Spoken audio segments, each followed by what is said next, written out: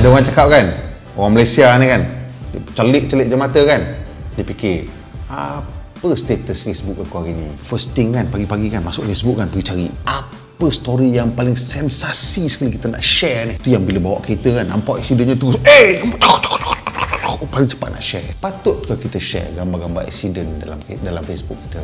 Saya tanya ni bukan apa. Pasal apa? Bila berlaku sesuatu kemalangan ni, ianya melibatkan satu situasi yang traumatik kepada mereka yang terlibat. Ada yang mengalami kecederaan teruk, ada yang mengalami kerosakan kereta yang teruk. Itu pun dah cukup trauma dah. Dan juga ada yang melibatkan kematian. Dalam keadaan mereka begitu vulnerable dan begitu, masa itulah hati tisu orang cakap kan, senang apa orang cakap semua terasa tau. Pasal dalam keadaan kita baru trauma ni, kita tak nak orang menyemakkan di kepala otak kita. Jadi bila kita nampak orang aksiden tepi jalan, contoh jatuh motor, patah kaki ke, berdarah mulut ke, kita ambil dan pergi letak kat Facebook, mungkinlah ramai lah orang kata, bodohnya dia ni tak pakai helmet full face kan. Biasalah Malaysia kan, mengutuk rapat dia kan, itulah bebal tak pakai kasut, kenapa kan jatuh motor kan, kenapa orang pakai selipar kan, nak pergi kedai kan.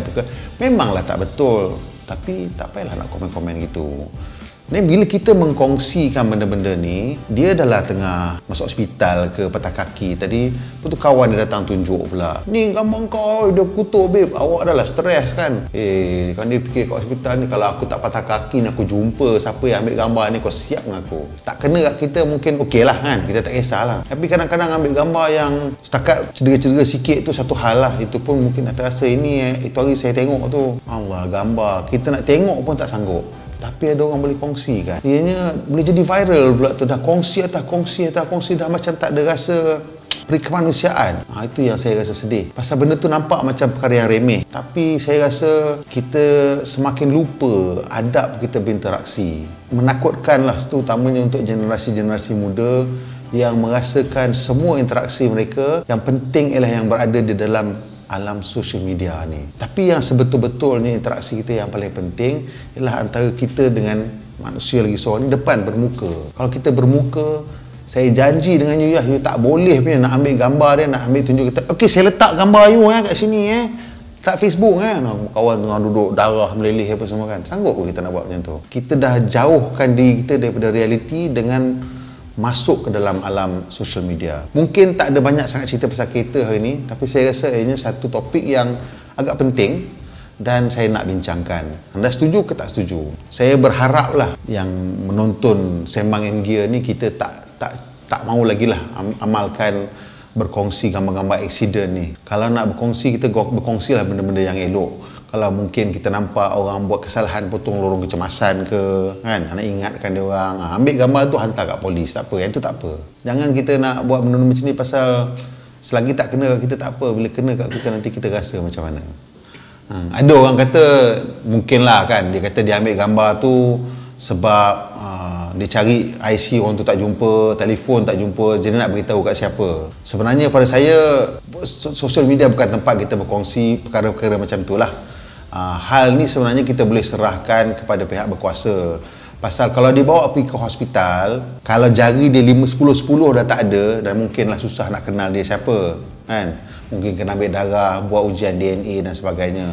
Tapi selagi dia ada jari, dia boleh ambil cap jari dan periksa siapa identiti manusia ni kan, yang malang ni. Saya tak setujulah kalau kata you nak cakap macam tu. Kalau you kenal dia dan hanya nak berkongsi, nak beritahu kat mak dia ke ataupun saudara dia yang kita kenal, kita hantarlah dekat keluarga tu, tak payah kita nak kongsikan kat social media. Tapi kalau sebenar-benarnya lah, kalau lah kita drive-drive, kita tengok, itu kawan aku, you ambil gambar ke? Itu kawan aku aksiden tu, you ambil gambar ke hantar kat mak dia? Tak kan? Mesti kita telefon mak dia, cakap, Acik ni saya ada berita tak apa elok ni kan. Acik ada kat mana? Saya datang ambil acik ke, macam tu je kan. Kita tak nak bagi orang terkejut kan, keluarga pun. Takkanlah kita nak hantar gambar pula kawan tu kat situ kan, macam tu kan. Dan saya tak ada alasan lah, yang kelentong lah, tak ada alasan sebenarnya. Kalau pihak polis ambil gambar untuk rekod, tu lain cerita. Kalau awak ambil gambar tu untuk membantu dia, for example dia aksiden jatuh, you ambilkan gambar kan, supaya nampak keadaan situasi di situ sebagai rekod, you simpankan, cakap nanti bila you dah ni, saya hantar kat you gambar ni untuk you buat claim insurans ke, itu lain. Tapi bukan untuk dikongsikan. Tak ada alasan sebenarnya untuk dikongsikan kat sini, kecuali sebagai, tak tahulah, mungkin ada kempen keselamatan jalan raya ke apa, tunjuk ke, itu lain lah cerita kan. Itu bukan hal kita sebenarnya, itu hal pihak polis ke, bomba nak buat, itu lain lah. Apa-apa pun, komen lah, setuju ke tak setuju komen, dan like, dan jumpa lagi Sembangan Gear.